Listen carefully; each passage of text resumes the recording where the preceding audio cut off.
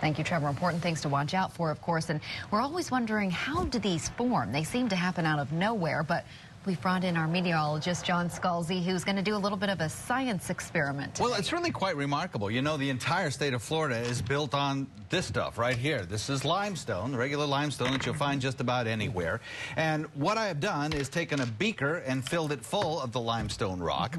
And then to that, I'm going to add just a little bit of acid. Now, this acid is a very mild acid. You'll watch the needle on the meter swing to the acid side when I put it in there. But it's a very mild acid. You know, you can put it on your tongue.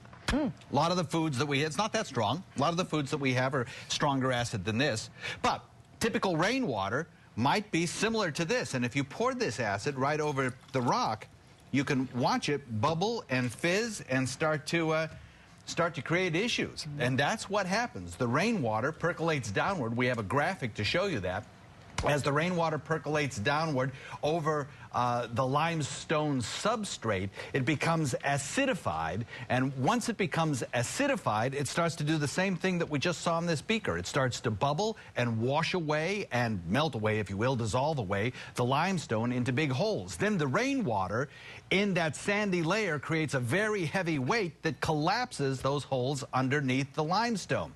Now, the number of sinkholes across the state of Florida is absolutely concentrated in north central Florida. Not so much around here. In fact, it's very difficult to get any kind of large-scale sinkholes around here. Why is that? Well, there are two reasons, guys. One is that substrate, that soil substrate, is so thick and hard around here that the rainwater has a difficult time actually percolating down into the limestone rock. And in other words, our aquifer is kind of isolated from our soil surface above. That, and to the north of us, we have lots of little underground rivers and streams through that limestone, which creates big caverns in and of itself.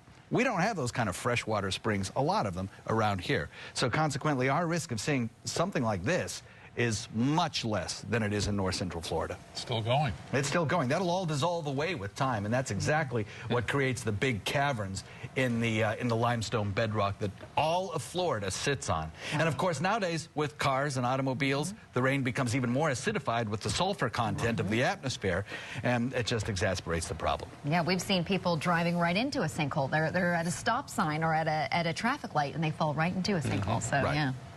Question is, what's the weather around like here? Well, today it's going to be pretty dry, actually. Tower cam showing pretty quiet conditions across the entire sun coast.